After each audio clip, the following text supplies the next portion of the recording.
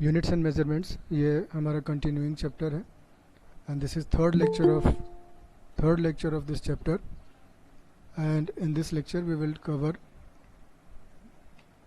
very first topic absolute error, relative error and percentage error. These are the some types of errors. Then we have to discuss about combination of errors in addition, subtraction, multiplication, division and exponents. That means how errors combined in these mathematical operations. Then the last one, significant figures, scientific rounding of certain digits, some uncertain digits, how can we round off the digits. Then let us start with the first one, absolute errors, relative errors and percentage errors. Now what is absolute error? In fact, if there is a measurement, then the magnitude of the difference between the individual measurement value and the true value of the quantity is called the absolute error of the measurement. बहुत basic तरीके से समझ सकते हैं आपने कोई measurement लिया तो known value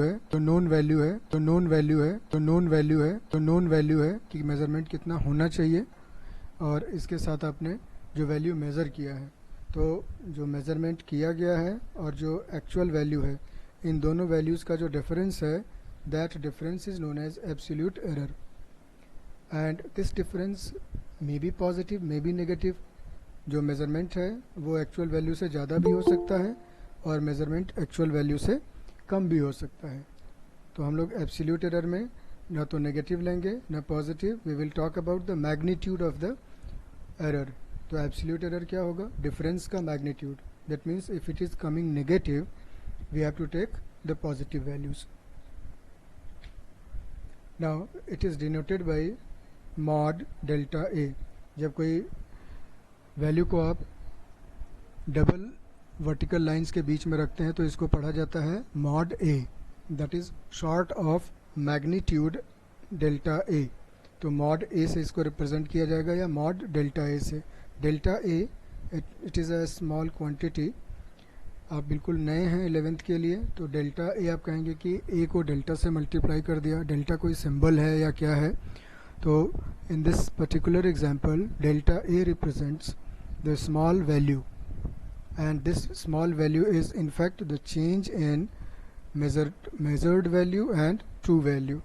And if it is in mod form, that means we have to take only positive values. If this difference comes out to be negative, we should omit negative sign and take only positive values. Then in absence of any other method of knowing true value, yes, this is important, if suppose true value is not known to us, we consider arithmetic mean as the true value. क्या करेंगे आप? अगर आपके पास कोई measurement, suppose आपको कोई rod दे दी गई और रॉड की कोई भी एग्जैक्ट मेजरमेंट आपको नहीं बताई गई है, तो आप ट्रू वैल्यू क्या लेंगे? Take so many observations as far as possible. Generally in experiments we will take 6 to 9 measurements or observations. It may be increased to up to 11 or 12. In some cases we take 15 observations also. But if the number of random errors. So total number of observations divided by the number of observations. First of all we have to find the average measurement and that average value is taken as true value in case the true value is not given. I am taking two examples. Suppose a cylindrical object is given to you. आपको एक cylindrical object दे दिया और कहा कि इसका diameter find out करिए, और उस cylindrical object का diameter का कोई भी वैल्यू आपको true value नहीं दिया हुआ है. तो आप क्या करेंगे? सपोज 10 ऑब्जर्वेशंस लेंगे, उन 10 ऑब्जर्वेशंस का एवरेज निकालेंगे, एवरेज वैल्यू को आप ट्रू वैल्यू मान लेंगे. ये एक तरीके का एक्सपेरिमेंटल सेटअप. सेकेंड, सपोज आपसे क्या दिया गया कि सिंपल पेंडुलम की हेल्प से एक्सेलरेशन ड्यू टू ग्रेविटी का वैल्यू आपको मेज़र करना है. तो एक्सेलरेशन ड्यू टू ग्रेविटी एक पर्टिकुलर प्लेस पे गिवन वैल्यू होगा, तो in that case true value is given. तो हर एक मेजरमेंट को ट्रू वैल्यू से आप डिफरेंस फाइंड आउट कर लेंगे, that will give you absolute error. तो दो कंडीशंस बनी, एक में जहाँ पर आपको ट्रू वैल्यू पता है, दूसरा जहाँ ट्रू वैल्यू आपको नहीं पता है। तो जब ट्रू वैल्यू आपको नहीं पता होगी तो आप एवरेज वैल्यू फाइंड आउट करेंगे और वही एवरेज वैल्यू ट्रू वैल्यू होगी। Now the errors in the individual measurement values from the true values are delta A1, that is error in first measurement. It is A1, that is measured value minus average value. Then delta A2, A2 minus A mean. Then so on. Delta AN equals to measured value AN minus A mean. आप कह सकते हैं, पूछ भी सकते हैं कि क्या हम A mean माइनस A1 या A mean माइनस A2 नहीं कर सकते हैं? Yes we can do. हमें अल्टीमेटली पॉजिटिव वैल्यू से मतलब है, तो A mean माइनस A1 हो या A1 माइनस A mean हो, we have to think about only about the magnitude. तो आप कर भी सकते हैं, आइदर और डिफरेंस ऑफ आइदर टू, इन दोनों का डिफरेंस आपको लेना पड़ेगा। क्या क्या? Measured value and average value या measured value and true value. Now delta A calculated above may be positive or negative, but absolute error delta A will always be positive, जो मैंने आपसे डिस्कस किया। Now the arithmetic mean of all the absolute errors is taken as the final or mean absolute error या average absolute error भी कहते हैं इसको, of the value of the physical quantity A. That means A is the physical quantity which is being measured. It is represented by delta A mean, and this delta A mean is average error or mean absolute error. Thus delta A mean is what? Delta A1 plus delta A2 plus delta A3 plus so on, sum up to delta AN divided by n. आप cursor पे देखें, divided by n, where n is number of observations. तो जैसे आप simple average निकालते हैं, उसी तरीके से एब्सोल्यूट एरर्स का अगर आपने एवरेज फाइंड आउट कर लिया, you will get average absolute error. Then अगर आप इसी एवरेज को ट्रू वैल्यू से डिवाइड कर दें, you will get the relative error या फ्रैक्शनल एरर भी कहते हैं इसको, बट डेल्टा ए मीते हैं। कंप्लीट कर लेते हैं। It is sigma I1 up to n terms delta mod delta AI divided by n। इस तरीके के रिप्रेजेंटेशंस आप लोगों ने स्टैटिस्टिक्स में किए होंगे। तो स्टैटिस्टिक्स में इस तरीके से जो है फार्मूला मिलता है सिग्मा का। तो आई होप ये एक्सपेंशन आपको क्लियर होगा। उसी एक्सपेंशन फॉर्म नीचे, शॉर्ट फॉर्म नीचे दिया गया है। Then if we do a single measurement, the value we get may be in the range of delta A mean plus minus delta A mean. This implies that any measurement of the physical quantity A is likely to lie between the A mean plus A mean and A mean minus delta A mean। Actual में ये दो values हैं, एक में A mean के साथ आपने absolute average absolute error को सम किया है, तो एक वैल्यू यहाँ से लेके और एवरेज में से एवरेज एब्सोल्यूट एरर को माइनस किया। इसको एग्जांपल के तौर पे बताऊँ, सपोज़ डेल्टा A mean 0.5 है, कोई मेज़रमेंट का एवरेज वैल्यू 10 है, तो वैल्यू जो मिलेगी आपको मेज़रमेंट की, उसकी रेंज क्या होगी? 10 प्लस 0.5 से लेके 10 माइनस 0.5 तक। आई होप अब ये क्लियर होगा। आप कमेंट कर सकते हैं, तो मैं आगे बढ़ूं फिर।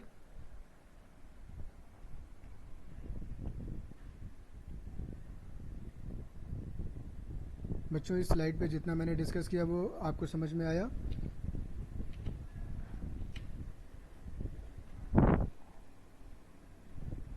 ओके, मानसी ने यस सर बोला है, और लोग भी जो है कमेंट करें।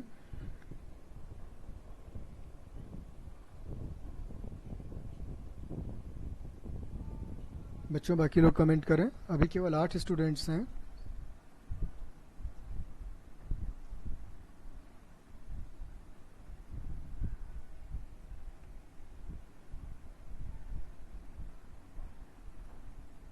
बच्चों एक दो कमेंट्स और आ जाएंगे तो मैं आगे बढ़ूंगा। क्या आपको ये वाली जो स्लाइड सामने दिख रही है इस पे पढ़ाई हुई चीज़ें समझ में आई? ओके शिवानी, क्या डाउट है बताओ। अब आप शिवानी माइक ऑन करके पूछो क्या डाउट है।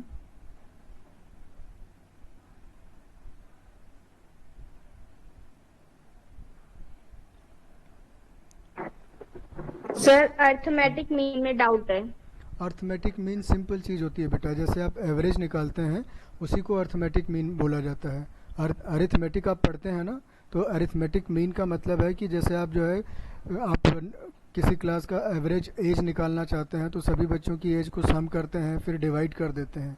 तो ये बिल्कुल अरिथमेटिक मीन का मतलब यहाँ पर यही है कि जितनी भी एब्सोल्यूट एरर्स मिली हैं आपको, उन सभी एब्सोल्यूट एरर का मीन वैल्यू या एवरेज वैल्यू निकालना है। सिंपल आप इसको मीन भी कह सकते हैं। अरिथमेटिक मीन का मतलब जैसे मैथमेटिक्स में जो आप मीन निकालते हैं वैसे ही मीन वैल्यू आपको फाइंड आउट करनी है। आई होप ये क्लियर होगा। शिवानी या तो कमेंट कर दीजिए या माइक ऑन करके बोल दीजिए बेटा। ओके कमेंट आ गया। So I should proceed to the next slide. Relative error. The relative error is the ratio of the mean absolute error to the mean value a mean of the quantity measured। मैंने आपको start होने से इसके पहले ही बता दिया था कि एब्सोल्यूट एवरेज एब्सोल्यूट एरर को जब आप ट्रू वैल्यू से डिवाइड कर देते हैं तो आपको कोई फ्रैक्शन मिलेगा, इसी फ्रैक्शन को रिलेटिव एरर कहते हैं। It is also called fractional error, इसे आप फ्रैक्शनल एरर भी कह देते हैं। फॉर्मूला सिंपल आ गया, mean absolute error divided by true value और arithmetic mean. Relative error in symbolic form delta A mean divided by A mean. Mean की जगह पे आप एवरेज वर्ड भी यूज कर सकते हैं। Now the percentage error, very simple. This relative error, when the relative error is expressed in percentage, it is called the percentage error। that means relative error को 100 से मल्टीप्लाई कर देंगे आप तो इसका परसेंटेज एरर मिल जाएगा आपको। Absolute error divided by true value और average value into 100%। and in symbolic form delta a percentage error, delta a is delta a mean divided by a mean into 100। I hope ये clear होगा, simple mathematics है। एक दो लोग comment कर दें तो फिर मैं आगे बढ़ूं।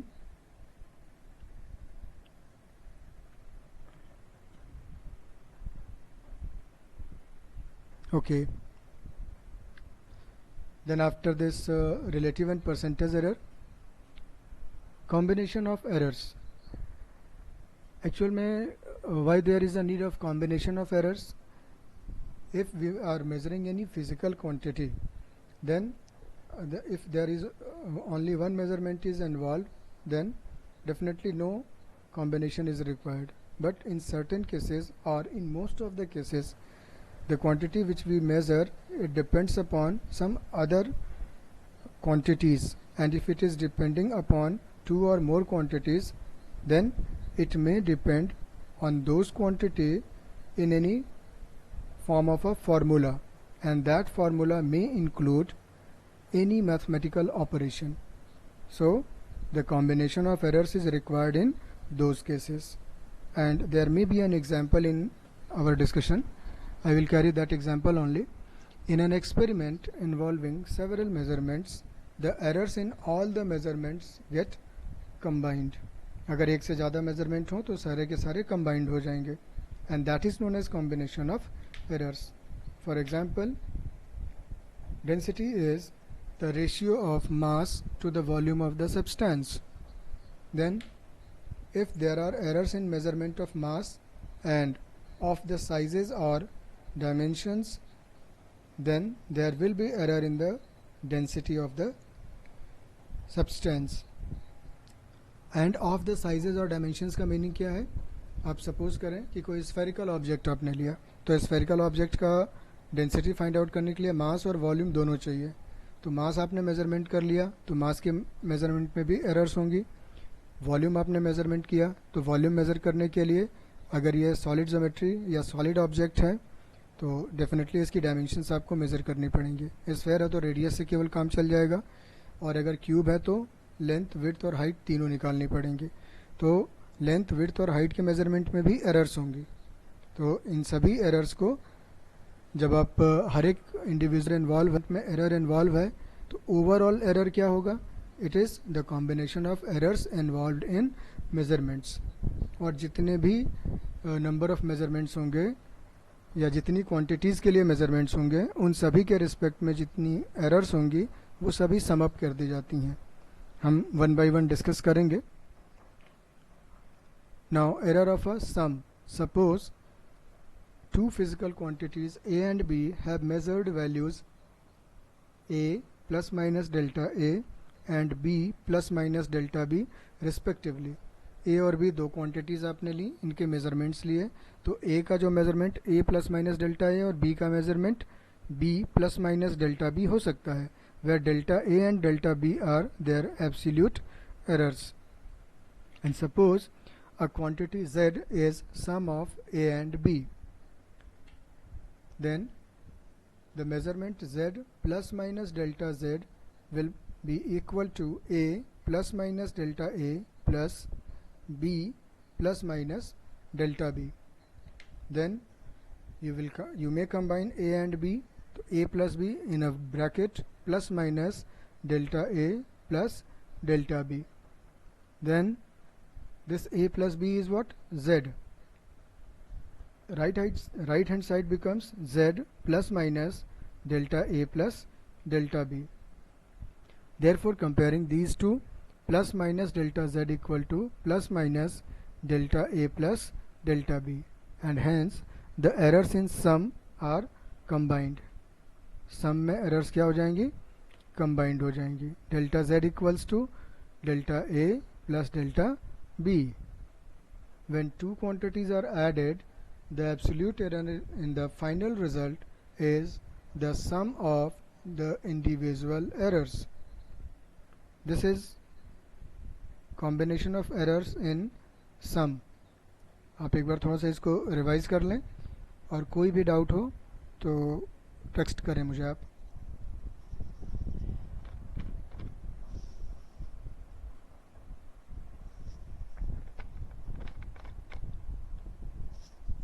अगर समझ में आ गया है तो आप मैसेज कर दीजिएगा।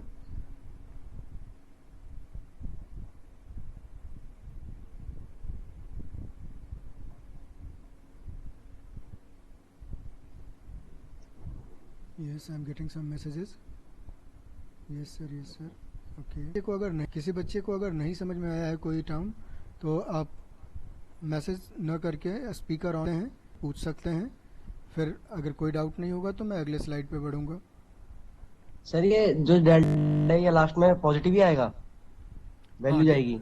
Yes, delta Z absolute value है ना, तो एब्सोल्यूट वैल्यू हमेशा क्या होगी? पॉजिटिव होगी। एरर्स हमेशा पॉजिटिव होंगी, चाहे वो डिफरेंस निकालने पे पॉजिटिव आए या नेगेटिव आए। आपको फाइनली क्या लेना है? केवल पॉजिटिव वैल्यूज लेनी है। ये केवल एरर्स के केस में होगा। ठीक है,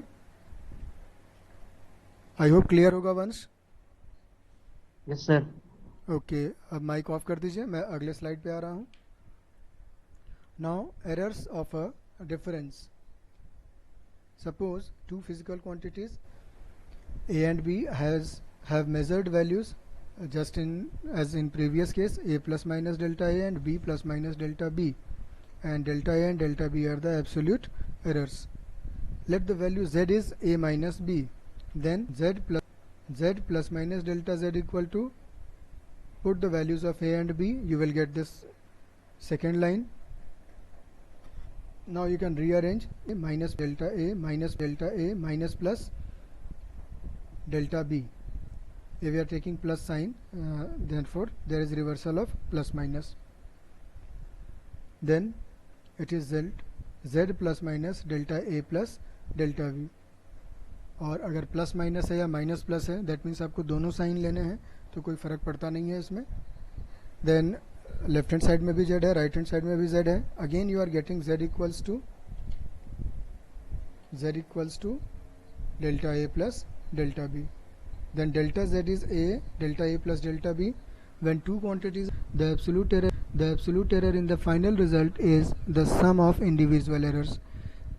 Please, you all have to remember that in difference there is no any difference of absolute errors. Errors are always added.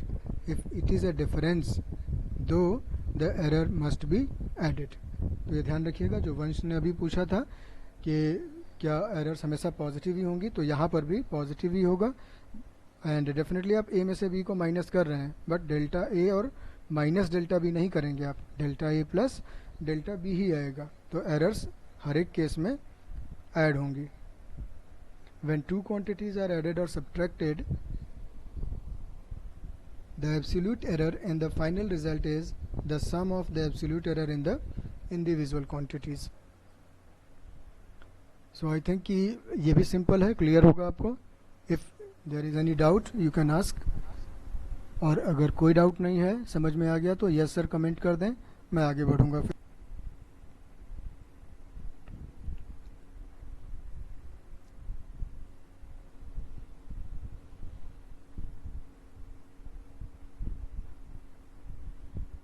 एक दो स्टूडेंट्स और कर दें कमेंट. केवल विवेक ममगाई ने कमेंट किया है.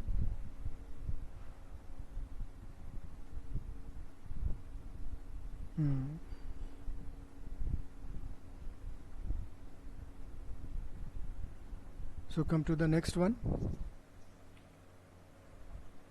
Errors of a product. And definitely initial lines वही होंगे.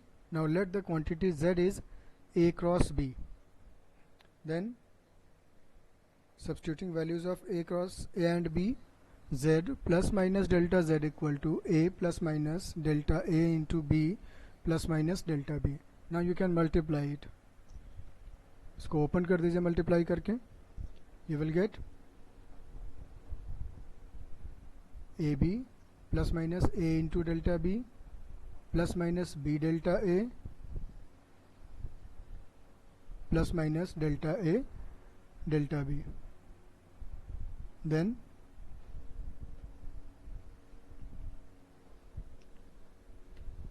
dividing left hand side by z and right hand side by ab. In fact z equals to ab, तो आप ये भी कह सकते हैं कि पूरे इक्वेशन को z से डिवाइड कर दें, तब क्या होगा. And if you divide complete equation by z, you will get 1 plus minus delta b upon b, क्योंकि इसमें a कैंसिल हो जाएगा. यहाँ देखिए सेकेंड टर्म में a इंटू डेल्टा b है, ए बी से डिवाइड करेंगे तो a कैंसिल होगा, डेल्टा b अपॉन b आएगा. In the same way delta a upon a, and in final expression in the final term you will gate delta a into delta b divided by ab. Now 1 and 1, it is present on left hand side as well as on right hand side.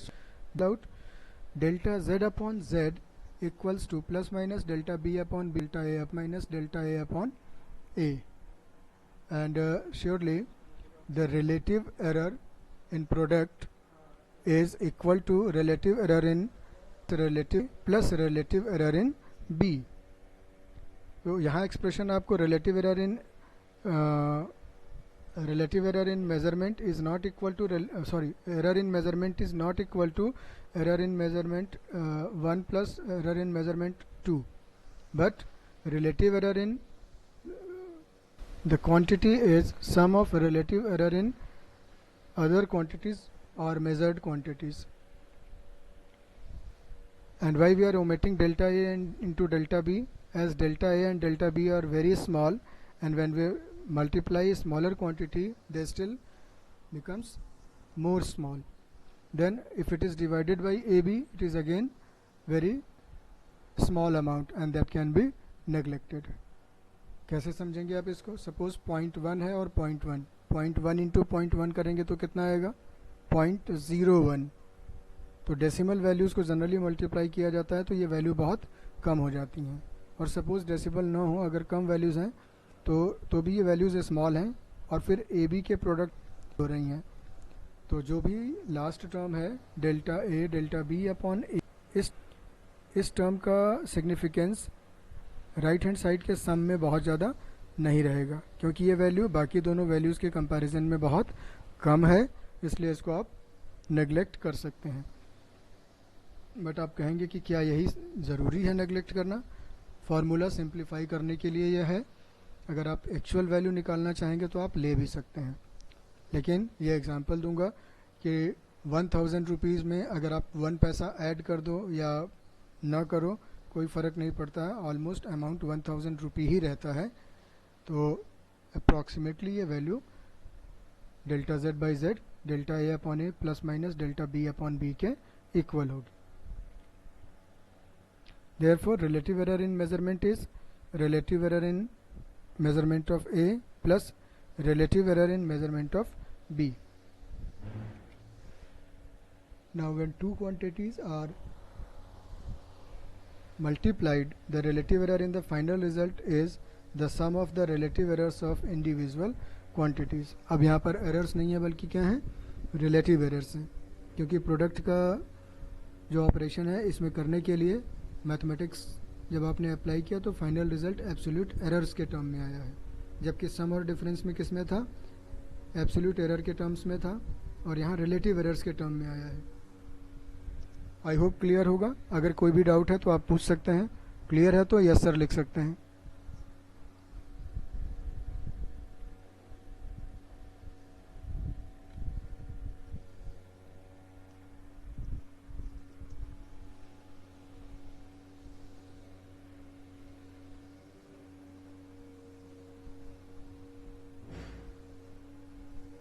Okay, किसी बच्चे को अगर doubt है तो mic on करके पूछ लें।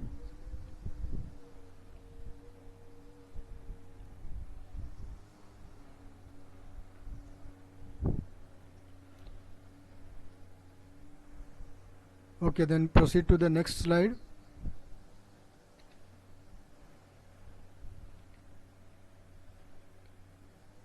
Error of product, another method for this calculation.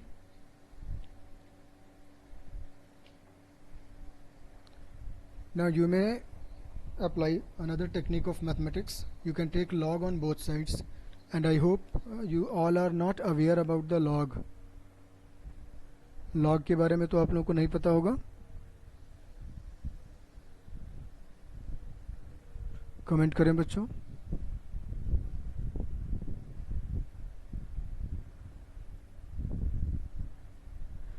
Do you know about log? You can comment. No sir.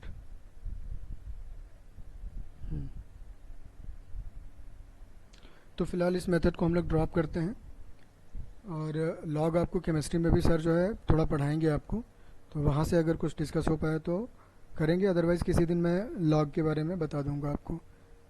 अभी ज़रूरी नहीं है, इसको लॉग से देखने की ज़रूरत नहीं है, फर्स्ट वाले मेथड से आपको समझ में आया है, मैं इसको बस हटा देता हूँ। नेक्स्ट आते हैं errors of a quotient. Division किया जाए, दो चीज़ों का जो है डिवाइड हो, तब एरर्स कैसे निकाली जाएंगी। Again the same concept, two quantities A and B are measured, and one is A plus minus delta A and second one is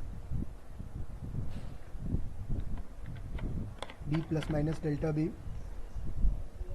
and delta A and delta B are the absolute errors.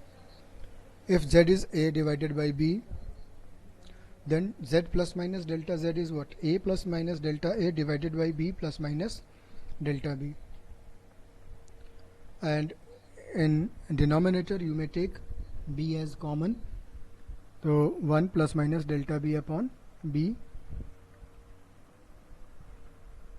then Z plus minus delta Z equal to A plus minus delta A divided by B, and denominator वाले term को numerator में ले जाएं आप, तो A plus minus delta B upon B raise to power -1. Now this second bracket, the quantity delta B upon B is less than 1. if we compare 1 and delta b upon b, in fact delta b upon b is less than 1, therefore this second bracket can be expanded binomially. There is a theorem called binomial theorem. इसे आप 11th के mathematics में discuss करते हैं. And if you are carrying some copy and pen, you can write 1 plus x in a bracket and raised to the power n. 1 plus x raised to power n कर दीजिए bracket में. The expansion is 1 plus x plus n into n minus 1 x square upon factorial 2. Now what is factorial 2? Again a new term. Factorial 2 is you can draw L shape line and put 2 in that L shape line. This notation is known as factorial, and factorial 2 is equal to 2 into 1. It is 3 into 2 into 1. If it is factorial 4, it is 4 into 3 into 2 into 1. यानी जितने भी number factorial है उस number से लेके 1 तक को आपको मल्टीप्लाई करना होता है. नेगेटिव क्वांटिटीज़ का फैक्टोरियल क्या होगा? 0 आएगा, क्योंकि जब नेगेटिव क्वांटिटी तक जाना होगा के जाएंगे 0 से होके जाएंगे, तो कोई भी क्वांटिटी 0 से मल्टीप्लाई होगी तो उसका फैक्टोरियल का प्रोडक्ट 0 आ जाएगा. तो आप इसको शॉर्ट में ऐसे समझिए कि 1 plus x raise to power n अगर कोई वैल्यू है, इसका बाइनोमियल एक्सपेंशन करना है with condition x is less than 1, तो इसकी अप्रॉक्सीमेट वैल्यू 1 प्लस एक्स आती है. और अगर n की पावर n की जगह पे माइनस n हो तो 1 माइनस एन एक्स आएगा. माइनस n को x से मल्टीप्लाई करेंगे. एक थर्ड लिखिएगा, अगर 1 minus x raise to power n है, if it is 1 minus x whole power n, तो इसकी वैल्यू 1 माइनस एन एक्स आएगी. और suppose 1 minus x whole raise to power minus n, तो इसकी वैल्यू 1 प्लस एन एक्स आएगी. तो ये बाइनोमियल एक्सपेंशन है जो कि सेकेंड टर्म में यहाँ पर हम लोगों को करना पड़ेगा. पहले आप इसको क्लियर करें कि क्या ये कुछ समझ में आया आपके, और नहीं आया तो मैं थोड़ा और इजी वे में इसको समझाने की कोशिश करता हूँ बाइनोमियल एक्सपेंशन को.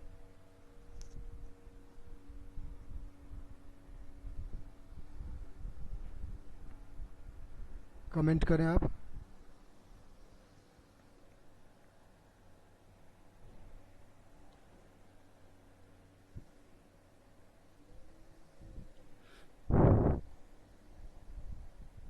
कमेंट करें बेटा आप लोग. नहीं समझ में आया है तो करें कमेंट. अभी तुरंत का कमेंट कोई नहीं आया है.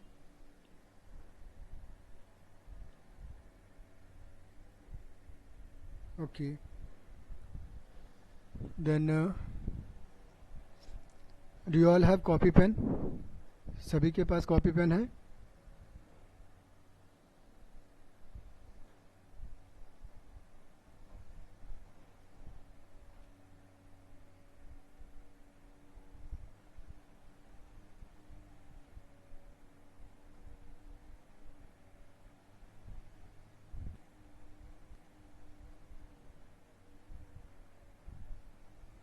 ओके, चलिए मैं एक जो है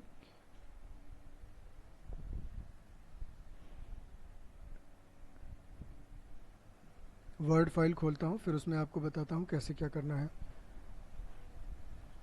स्क्रीन मेरी दिख रही होगी आपको.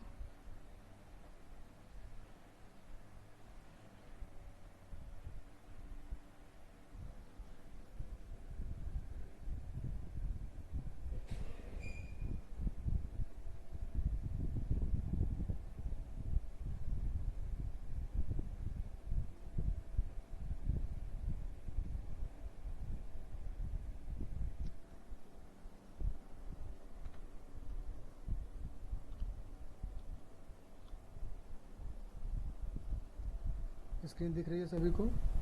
कोई एक बच्चा ज़रा, क्योंकि मैं टाइप कर रहा हूँ, आप में से कोई एक बच्चा अपना माइक ऑन कर लीजिए.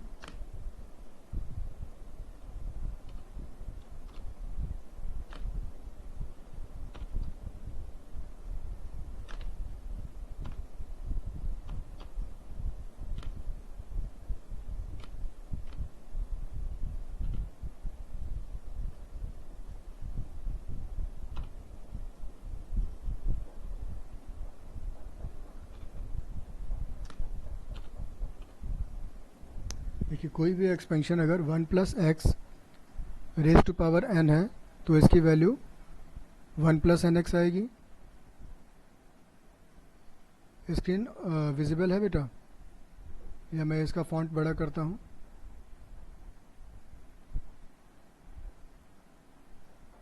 आई hope is it visible to all of you? Yes. Okay, तो एक एक्सप्रेशन जो है बाइनोमियल एक्सपेंशन का, एक जो है फार्मूला तो ये आ गया 1 plus x raise to power n की वैल्यू ये आएगी। दूसरा मान लीजिए कि 1 प्लस की जगह पर क्या हो,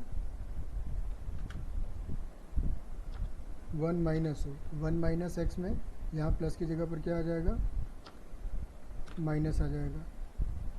तीसरा इसका जो है अप्रोच क्या आएगा, अगर ये प्लस हो लेकिन पावर क्या हो, माइनस एन हो, तो भी एन और एक्स मल्टीप्लाई होंगे तो वैल्यू क्या आ जाएगी, माइनस एन एक्स। और चौथा आपके पास है, अगर ऐसा हो कि 1 पावर भी पावर भी पावर भी पावर भी पावर भी पावर भी पावर भी माइनस एन है, तो माइनस और माइनस दोनों मल्टीप्लाई होकर वैल्यू 1 प्लस एन एक्स आ जाएगी। मैं इसके बहुत ज़्यादा डिटेल में नहीं जाऊंगा क्योंकि वैसे भी आप वर्चुअल क्लास में हैं। तो these 4 kind of expansions are involved in binomial expansion, and this is only true when x is less than, with condition x is less than 1, x must be less than 1। अगर x की value 1 से बहुत कम होगी तभी ये true होगा। वैसे binomial expansion में जितने इसकी पावर n है, n प्लस 1 टर्म्स आते हैं, लेकिन यहाँ पर केवल शुरू के 2 टर्म्स लिखे गए हैं। रीजन क्या है, क्योंकि उसमें x का स्क्वायर आएगा। नेक्स्ट जैसे कि ये आपका कौन सा टर्म है, फर्स्ट और सेकंड टर्म है, थर्ड टर्म में, फोर्थ टर्म में क्या होगा, x का स्क्वायर, फिर क्यूब, फिर पावर 4, 5। तो जैसे जैसे छोटी क्वांटिटी की पावर आप बढ़ाते जाएंगे तो इसकी वैल्यू और कम होती जाएगी। तो प्रैक्टिकली जो भी वैल्यूज़ अदर टर्म्स की आएंगी वो इनके कंपैरिजन में बहुत कम होंगी, तो उन्हें आप नेग्लेक्ट कर सकते हैं। So this is binomial expansion. Now अब क्लियर हुआ आपको? बताएं आप लोग, दोबारा से कमेंट कर दें अगर ये बात क्लियर है तो। Okay, yes sir, good. Mansi Bhardwaj ने भी कमेंट किया है सर, राहुल ने कमेंट किया है, और लोग भी कमेंट करें। नहीं आया है तो भी कमेंट करें। गुड, शिखर ने भी कमेंट किया, इनको भी समझ में आ गया, वेरी गुड। सोनाली को भी आ गया, गुड। विवेक ने भी कर दिया। बेटा 10 लोग हैं, 10 कमेंट कर दीजिए, कोई इशू नहीं है। ठीक है, रेखा को भी समझ में आ गया।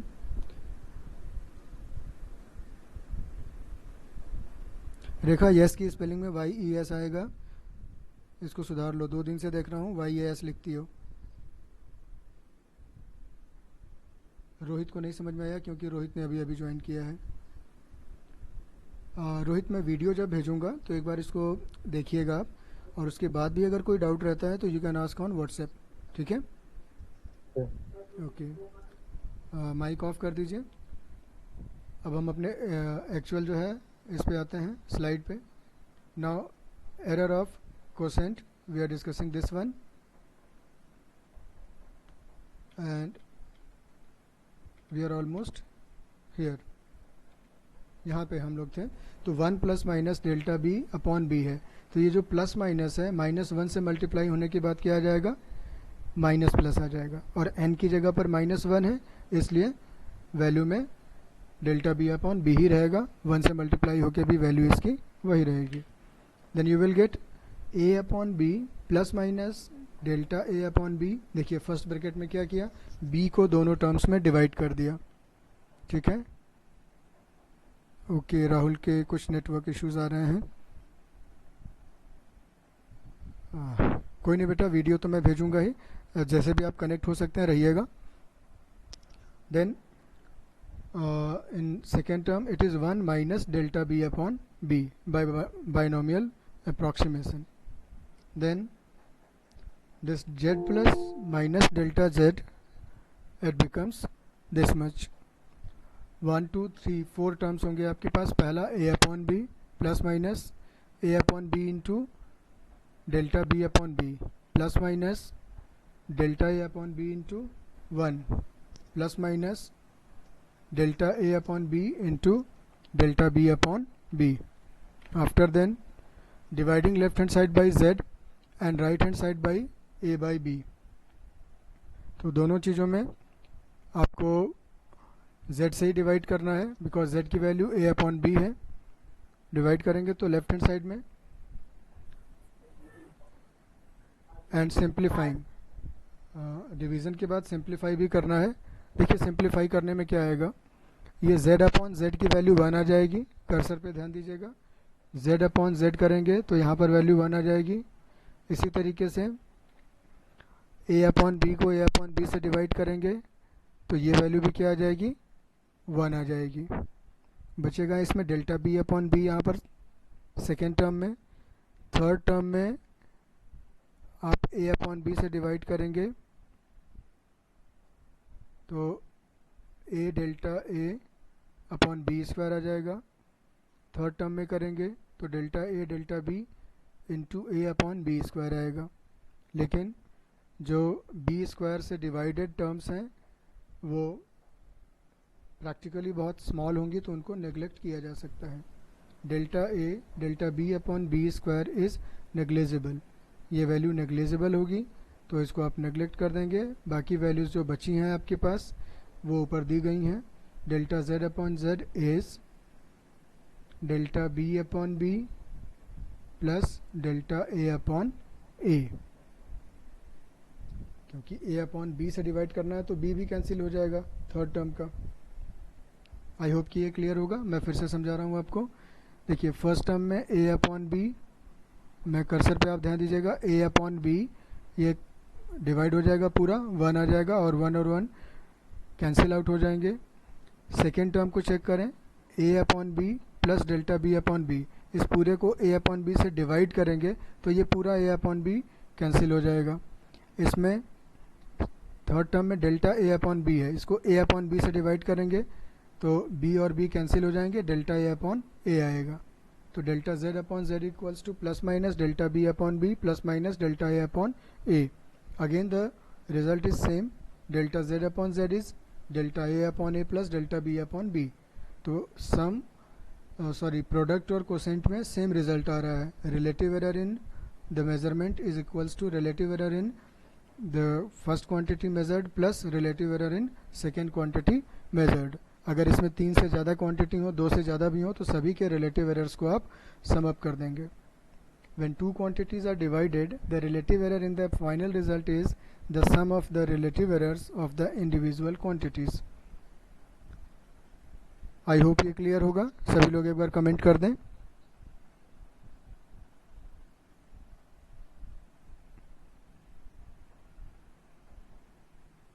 ओके, मानसी ने कमेंट किया, बाकी लोग भी करें. गुड. रिया और राहुल ने भी कर दिया.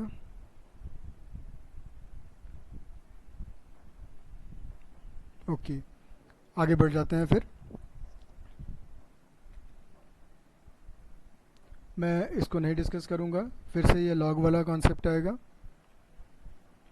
मैं इसमें स्लाइड रन कर देता हूं. आप सब नोट ज़रूर कर लीजिएगा. किसी दिन लॉग पे भी जो है डिस्कशन करेंगे हम लोग.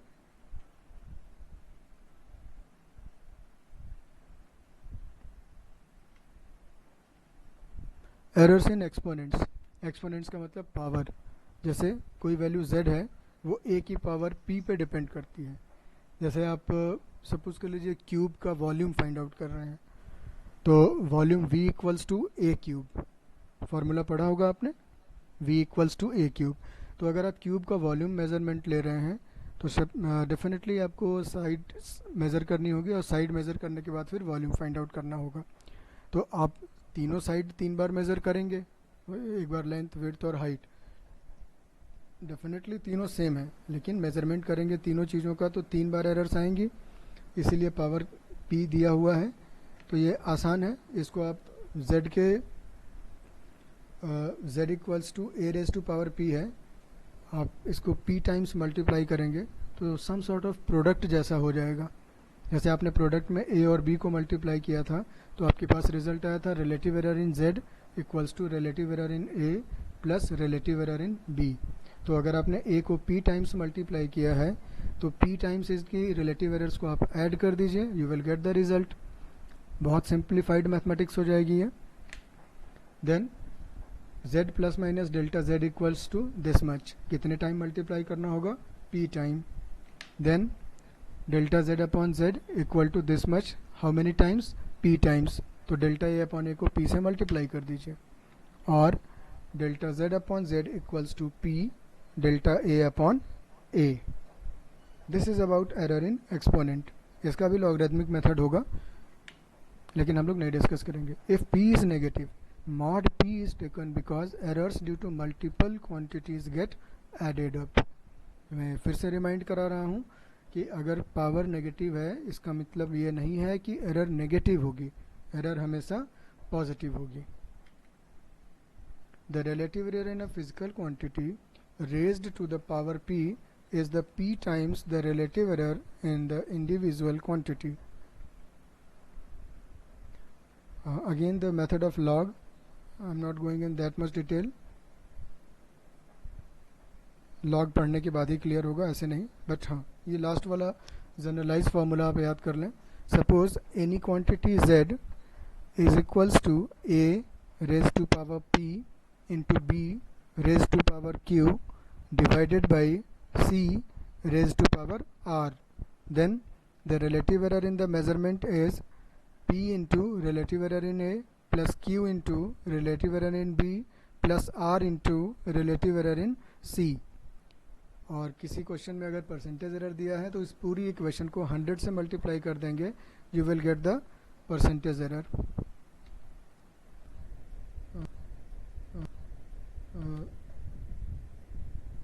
लास्ट वाला आई होप ये लास्ट वाला एक्सप्रेशन जो मैंने आपसे डिस्कस किया ये आपको क्लियर होगा, कमेंट कर दें।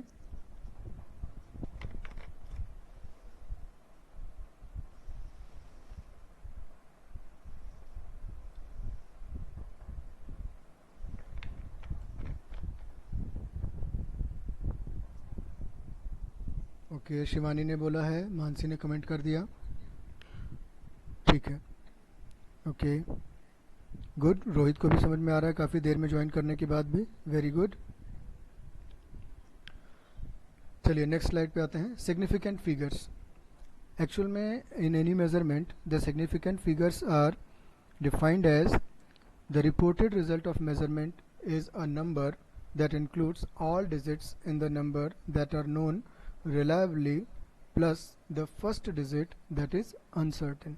Any measurement consists some reliable digits and one uncertain digit. All these reliable and uncertain digits as a whole are known as significant figures. For example, the reliable digit plus the first uncertain digit are known as significant digits or significant figures. And there is an example. The period of oscillation of a simple pendulum is 2.36 second, then digit 2 and 3 are reliable and certain, the digit 6 is uncertain. Thus the measured value has significant figures 2, 3 and 6. Similarly, the length of an object reported after measurement to be 287.5 centimeter, four significant figures, and the first three digits, that is 287, are certain while the digit 5 is uncertain. Now a choice of change of different units does not change the number of significant digits or figures in a measurement। क्या कहना चाह रहा है कि अगर आपने कोई measurement लिया, सपोज आपने कोई लेंथ रिपोर्ट किया सेंटीमीटर में, और अगर आपने उसको मीटर में कन्वर्ट कर दिया तो number of significant figures change नहीं होंगे। जितने सिग्निफिकेंट फिगर्स सेंटीमीटर के वैल्यूज़ में होंगे उतने ही सिग्निफिकेंट फिगर्स मीटर्स के मेजरमेंट में भी होंगे। एग्जाम्पल दिया है, द लेंथ इज़ 1.205 सेंटीमीटर और 0.01205 और 12.05 millimeter. The second one is in meter, third one is in millimeter, then 12050 micrometer. All have 4 significant figures. And what are those significant figures? 1, 2, 0 and 5. अब जब इसे आपने मीटर में report किया है तो वैल्यू क्या आ रही है? 0.012015। तो डेसिमल के पहले, और अगर कोई वैल्यू डेसिमल में है तो 1 के लेफ्ट में जितने भी ज़ीरोज़ हैं, 1 के लेफ्ट का मतलब पहले नॉन ज़ीरो नंबर के लेफ्ट में जितने भी ज़ीरोज़ होंगे डेसिमल रिप्रेजेंटेशन में, वो सिग्निफिकेंट नहीं होंगे। Rules for determining the number of significant figures. How can we determine the number of significant figures? The very first, all the non-zero digits are significant. सभी non-zero digits significant होती हैं. All the zeros between two non-zero digits are significant, no matter where the decimal point is, if at all. That means कि दो non zero numbers के बीच में अगर zeros हैं तो वो सारे ज़ीरोज़ सिग्निफिकेंट होंगे। इस बात से कोई मैटर नहीं करता है कि डेसिमल कहाँ पर है, डेसिमल का पोजीशन कहाँ है, इससे कोई फ़र्क नहीं पड़ता है। अगर ज़ीरोज़ नॉन ज़ीरो नंबर के बीच में है तो सिग्निफिकेंट होंगे। And if the number is less than 1, the zeros on the right of the decimal point but to the left of the first non zero digit are not significant. कोई value less than 1 होगी तो जितने भी zeros होंगे on the right of the decimal point, decimal के right side में जितने भी ज़ीरोज़ होंगे, but to the left of the first non zero digit are not significant. जैसे 0.0101 है तो 0.0 सिग्निफिकेंट नहीं होगा, लेकिन 101 सिग्निफिकेंट होगा। द टर्मिनल और trailing zeros in a number without a decimal point are not significant. जैसे 100, 200, 300, 500, अगर ये वैल्यूज़ हैं तो 1 के बाद जितने भी ट्रेलिंग ज़ीरोज़ हैं वो सिग्निफिकेंट नहीं होंगे अगर डेसिमल प्लेस नहीं है तब। Now the trailing zeros in a number with a decimal point are significant. लेकिन अगर डेसिमल पॉइंट के साथ है तो जितने भी ट्रेलिंग ज़ीरोज़ होंगे वो सिग्निफिकेंट होंगे।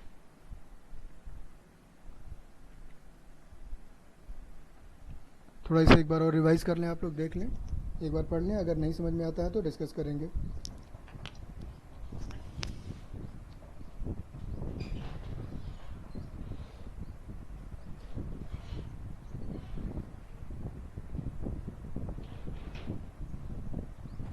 कमेंट ज़रूर कर दें बच्चों।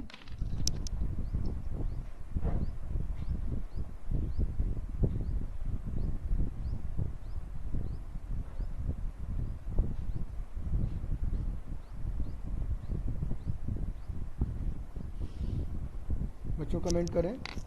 ये वाली स्लाइड पे जितना भी जो है मटेरियल है वो क्लियर है, समझ में आया आपको?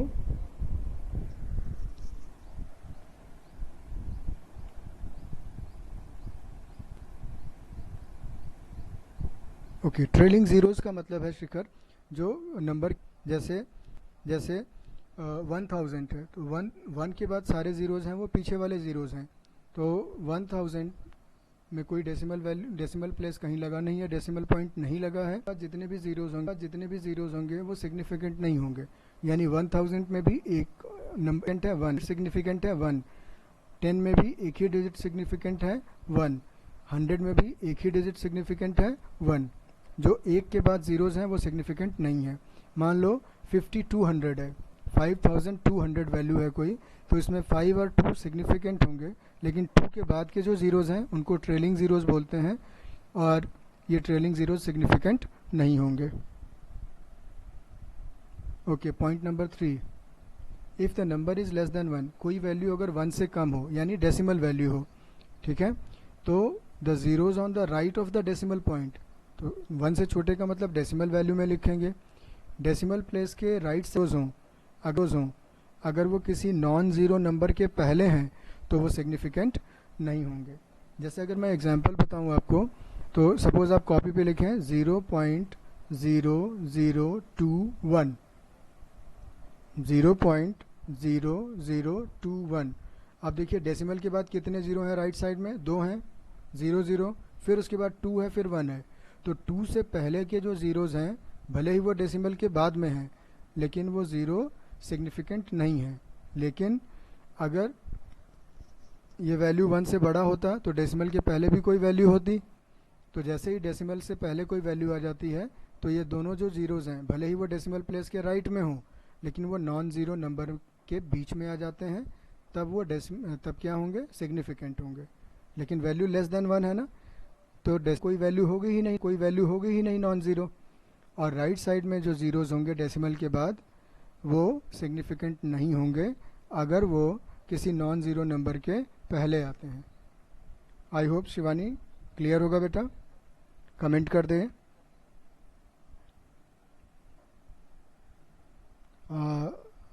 आई want Shivani to come.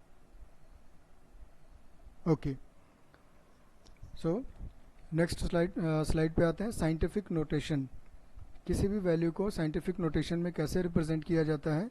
It is represented in terms of powers of 10।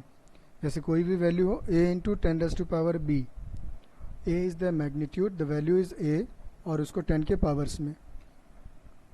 For example 350 can be written as 3.5 into 10⁻², 35 into 10⁻1 and 350 into 10⁻0। तो ये सभी साइंटिफिक नोटेशंस हैं, लेकिन इसमें क्या ख्याल रखना है, डेसिमल के पहले एक ही डिजिट रखिएगा। तो डेसिमल के पहले एक डिजिट रखेंगे तो वो साइंटिफिक नोटिफिकेशन में आ जाएगा। a into 10⁻b means a times 10⁻b, where the exponent b is an integer and the coefficient a is any real number called the significand or mantissa.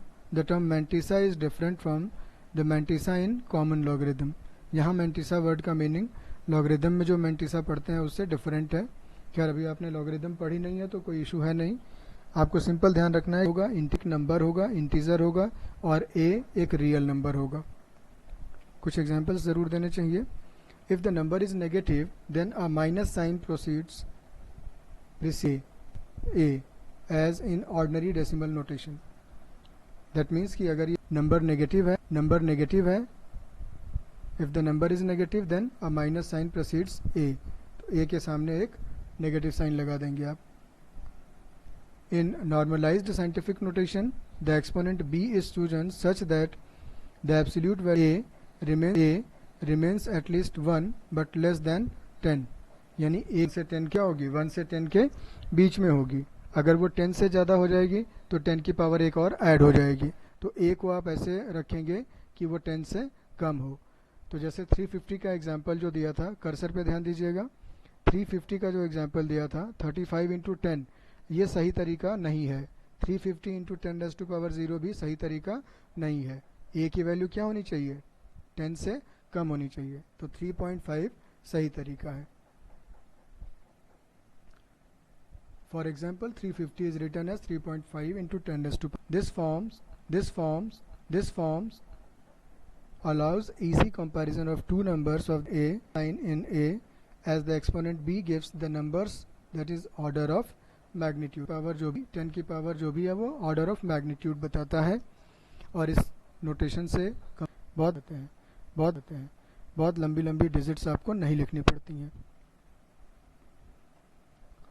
Now in arithmetic operation significant figures कैसे मिलेंगे आपको, multiplication और division.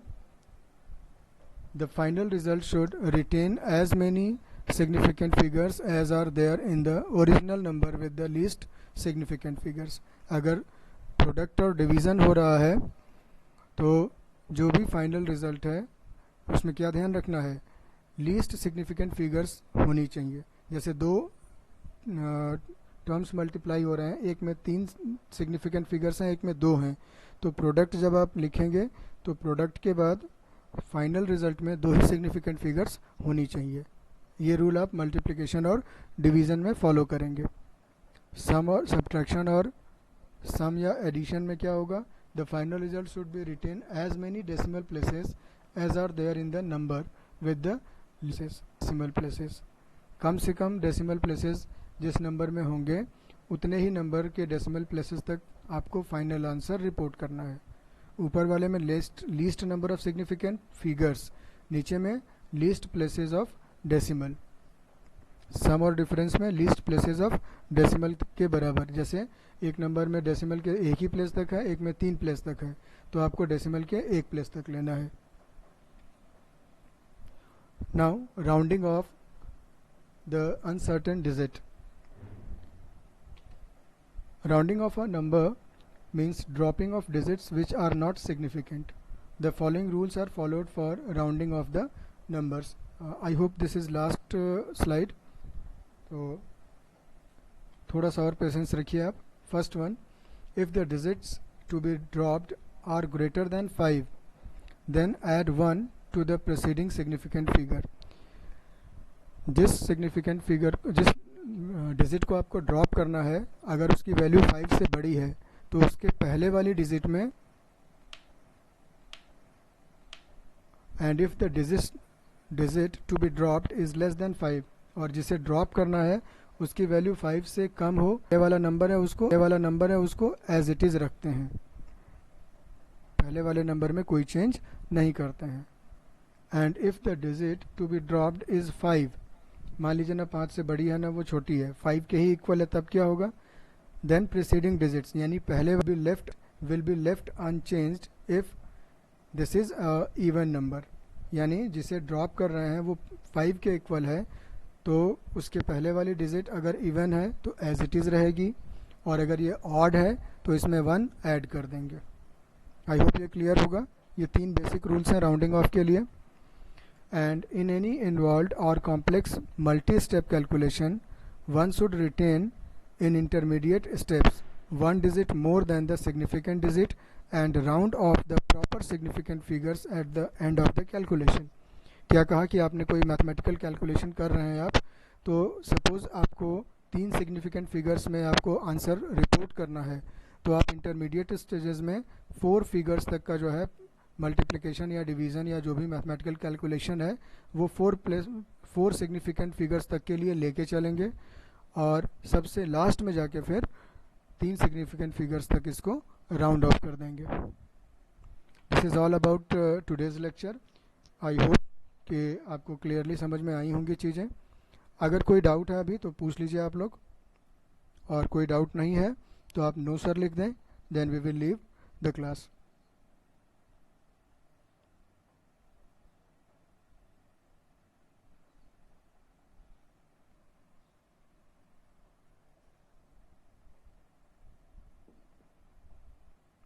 बच्चों comment करें आप. आज 11 बच्चों ने क्लास अटेंड की है.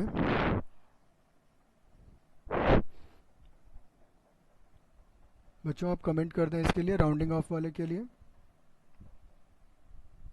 Okay, no sir. 11 स्टूडेंट्स हैं, 11 के 11 कमेंट कर दें.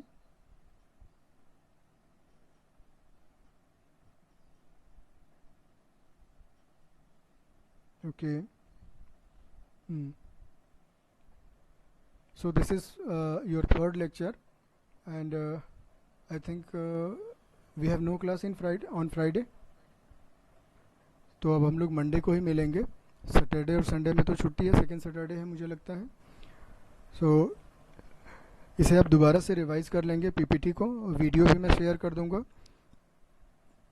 स्टिल अगर आपको प्रॉब्लम्स होंगी तो आप ज़रूर उसको डिस्कस करने के लिए मुझे मेरे पर्सनल व्हाट्सएप पे या तो मैसेज कर दें, या गूगल क्लासरूम में भी आप मैसेज कर दें.